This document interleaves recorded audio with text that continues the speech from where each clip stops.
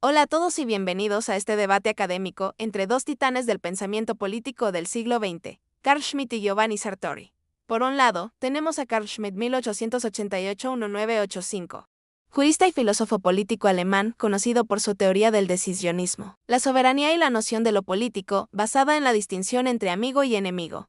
Por el otro, al pensador italiano Giovanni Sartori 1924-2017, politólogo clave en la teoría de la democracia. Defensor del pluralismo liberal y crítico del pensamiento autoritario. Hoy abordaremos 4 rondas temáticas en las que debatiremos ¿qué es lo político? ¿Quién debe decidir en situaciones de emergencia? ¿Es compatible el liberalismo con la democracia? ¿Cómo debe responder el Estado ante el populismo? Iniciamos con la primera ronda. Comenzamos con una pregunta estructural. ¿Cuál es la esencia de lo político? ¿Es la gestión racional del conflicto o el enfrentamiento existencial? ¿Qué rol juega el pluralismo?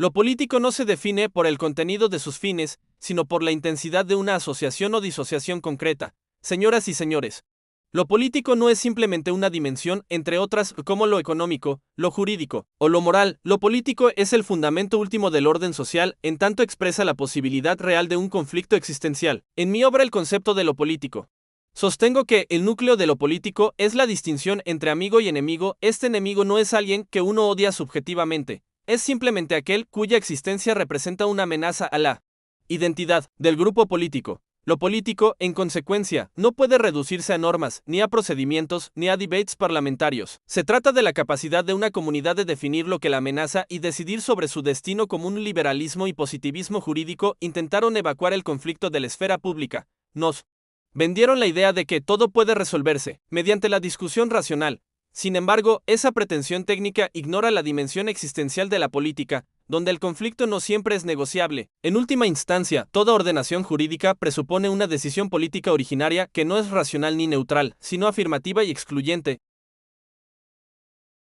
La política comienza cuando se reconocen y articulan intereses diversos dentro de un marco institucional. Con el debido respeto al profesor Schmitt, su concepción de lo político es radicalmente antidemocrática y esencialista. Parte de una lógica binaria, amigo versus enemigo, que reduce la política a un conflicto irresoluble y perpetuo, donde no hay lugar para el compromiso ni para la pluralidad. Desde mi enfoque, lo político es el espacio institucionalizado donde se gestionan pacíficamente las diferencias. No niega el conflicto, pero lo civiliza. En lugar de preguntarnos, ¿quién es el enemigo?, la democracia moderna se pregunta, ¿cómo coexistimos con quien piensa distinto sin anularlo? El liberalismo no es una ilusión posmoderna, como sugiere Schmitt, sino una conquista histórica que permitió superar el tribalismo político. El parlamentarismo, los partidos, la deliberación pública no son mecanismos débiles,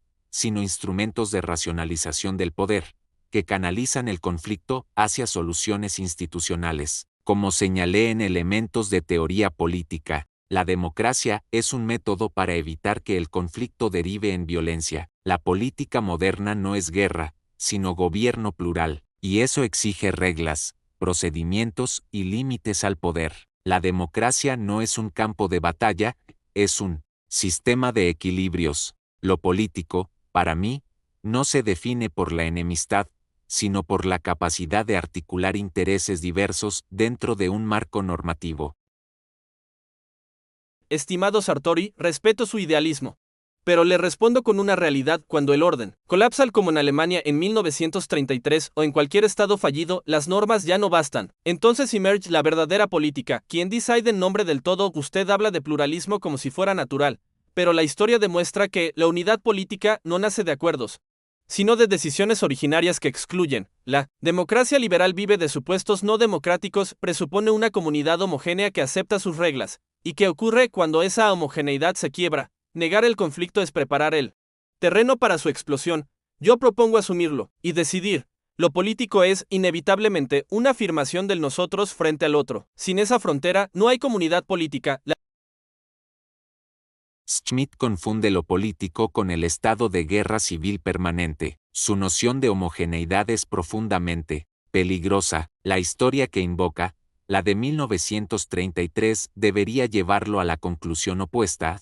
La afirmación absoluta del nosotros frente al otro llevó al totalitarismo y al exterminio. La política moderna debe construir identidades múltiples, no eliminar al disenso. Yo no niego el conflicto, pero defiendo su transformación en deliberación institucionalizada. Esa es la esencia de la democracia, canalizar el poder, no sacralizarlo. La política no es decisión absoluta, es responsabilidad colectiva.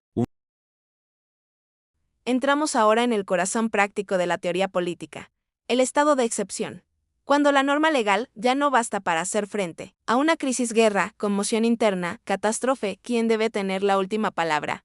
¿Un órgano colegiado, sujeto a controles o un decisor soberano con autoridad por encima de la ley? Estimado Schmidt, le escuchamos. La verdadera soberanía se revela en la capacidad de suspender la ley para salvar el orden jurídico, en momentos de crisis extrema. La complejidad de los procedimientos parlamentarios y judiciales se convierte en un lastre. Una asamblea no puede deliberar con la rapidez necesaria cuando la existencia de la comunidad está en juego. Por ello, el estado de excepción no es una anomalía, sino la condición de posibilidad de todo orden jurídico. La soberanía, tal como la concibo, es un atributo de la decisión última. No se trata de un monarca absoluto, aunque históricamente lo haya sido, sino de una autoridad política que posee legitimidad para actuar de forma inmediata, sin quedar atrapada en la letra de la ley. En la dictadura 1921, diferencio entre dictadura comisaria, mantenimiento del orden existente, dictadura constituyente, reformas radicales. Ambas modalidades requieren un sujeto que decida. Los procedimientos institucionales son secundarios, pues la norma misma no posee fuerza motriz. Solo la decisión política la activa o la suspende. La historia nos muestra que los sistemas que giran exclusivamente en torno al procedimiento, sin reconocer la lógica de la excepción, colapsan ante crisis reales. La democracia liberal, para sobrevivir, debe asumir el decisionismo como parte de su anatomía. Una democracia que renuncia a sus propias reglas para salvarse, deja de ser democracia. Admito que las constituciones modernas contemplan mecanismos de excepción, pero siempre dentro de marcos claramente definidos, sometidos a supervisión judicial y control parlamentario. Lo que propone Schmidt es una puerta trasera para el autoritarismo, la concentración de poder en un decisor sin contrapesos. La teoría del estado de excepción debe incluir temporalidad estricta, plazos cortos y renovables solo con consenso, objeto limitado, solo para restablecer el orden y devolver el poder al marco ordinario, control institucional, revisión de constitucionalistas y tribunales. En la práctica, las democracias que han aplicado estas salvaguardas, por ejemplo, Francia con la Ley de Emergencia 1955, han logrado emplear la excepción sin sacrificar los principios democráticos. La sobriedad democrática no es incapacidad, sino fortaleza. La lentitud deliberativa protege contra decisiones impulsivas y evita que el decisor se convierta en un gobernante de facto que actúa en nombre del pueblo para perpetuarse en el poder. La ilusión de que los tribunales actúen con la rapidez necesaria en tiempos de agitación es vana. El profesor Sartori confía en la revisión, pero la revisión llega tarde. Cuando la comunidad exige acción inmediata, se recurre al decisor soberano. Negar esto es negar la realidad política. La historia de la República de Weimar, aducida por Schmidt, muestra justo lo contrario. El uso del artículo 48, estado de excepción por Hindenburg y Hitler, dio paso al nazismo. Esa es la lección, sin límites y controles, la excepción devora la democracia. Abordemos ahora una tensión doctrinal central. El liberalismo se funda en la protección del individuo y los derechos negativos, la democracia, en la voluntad colectiva y la igualdad política. ¿Son conceptualmente compatibles o irreconciliables? Profesor Schmidt tiene la palabra. El liberalismo tiende a neutralizar la política. La democracia la afirma. El liberalismo y la democracia no solo son distintos, son opuestos irreconciliables. El liberalismo basa su legitimidad en la protección de derechos individuales y en la neutralidad del Estado, mientras que la democracia exige una voluntad colectiva homogénea. Cuando un cuerpo legislativo democrático decide restringir derechos, por ejemplo, expropiar bienes o aumentar impuestos, está actuando en nombre de la voluntad mayoritaria. ¿Debe el Estado liberal limitar esa decisión? Si lo hace, está suprimiendo la democracia. Si no lo hace, está destruyendo el liberalismo. El liberalismo es, en esencia, antidemocrático, pues su lógica de derechos negativos concede poder de veto a cualquier minoría capacitada para invocar derechos humanos o principios universales. Así, una minoría culta y rica puede bloquear las decisiones del pueblo. Esto no es democracia, sino un gobierno de élites técnicas. La democracia liberal es un proyecto integrador.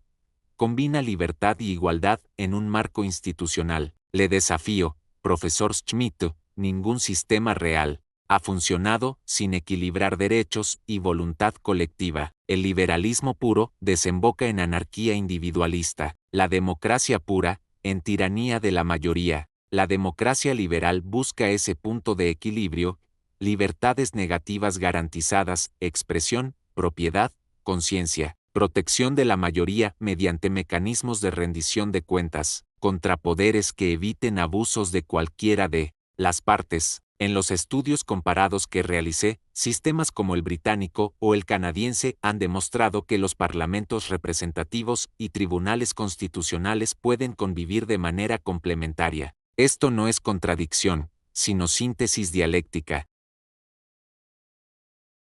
Usted confía en que los tribunales y los parlamentos conjuguen sus poderes, pero en momentos críticos esos órganos entran en pugna, paralizan el Estado y dejan el vacío al decisor. La síntesis dialéctica es un término bonito, pero en la arena política real, gana quien tiene la última palabra. Esa visión de última palabra ya la hemos probado, y fracasó en regímenes autoritarios. La fortaleza de la democracia liberal radica en su resiliencia institucional. Si un poder falla, hay otros que lo corrigen. Esa malla de controles no paraliza, sino que protege la estabilidad a largo plazo. Como última cuestión, tratemos un fenómeno contemporáneo, el populismo. Ante la desafección ciudadana, líderes carismáticos sortean los canales institucionales. ¿Es un mal necesario que reenvía a la soberanía original o un riesgo que desmantela el pluralismo? Profesor Schmidt, su reflexión.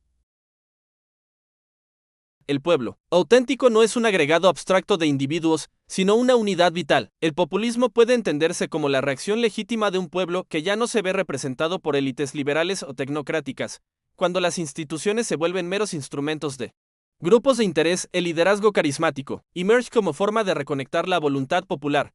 Ese líder, al reclamar la defensa del pueblo real, restaura la unidad sustancial que la democracia liberal fragmentó. El populismo es, en este sentido, una forma de reivindicar la soberanía, despojándola de sus mediaciones burocráticas. Históricamente, movimientos populistas desde Perón en Argentina hasta Cárdenas en México han revitalizado la política, obligando a las élites a reformarse. El populismo no es un virus, sino una señal de alerta sobre la crisis de la representación. El populismo destruye la institucionalidad al presentar al adversario como enemigo de la patria. Con todo respeto, profesor Schmidt, el populismo no restaura nada, desmantela la división de poderes y el pluralismo. Al apelar directamente al pueblo, el líder populista rebasa los controles y convierte a la oposición en traidores. Este fenómeno se caracteriza por simplificación extrema de problemas complejos, creación de un pueblo homogéneo contra las élites, concentración del poder en el Ejecutivo y ataque a la prensa libre. En mis estudios sobre América Latina, he documentado cómo la retórica populista socava la calidad democrática, promesas rápidas, culto al líder y erosión de las instituciones. El resultado es un círculo vicioso de crisis y autoritarismo plebiscitario. Hemos explorado profundamente 4 ejes: lo político, la excepción, liberalismo, besas democracia y populismo. 2 visiones contrapuestas, pero indispensables para comprender la complejidad de la política moderna. Schmidt nos recuerda la primacía de la decisión y la unidad sustancial. Sartori nos advierte del valor de las instituciones y el pluralismo. Gracias por acompañarnos en este recorrido. Ahora, queda en ustedes evaluar: ¿prefieren un orden que priorice la eficacia o uno que priorice la protección de derechos? Estimados oyentes, más adelante tendremos más debates. Suscríbanse al canal. ¿Y el debate de qué políticos o filósofos les gustaría escuchar? Escriban en los comentarios.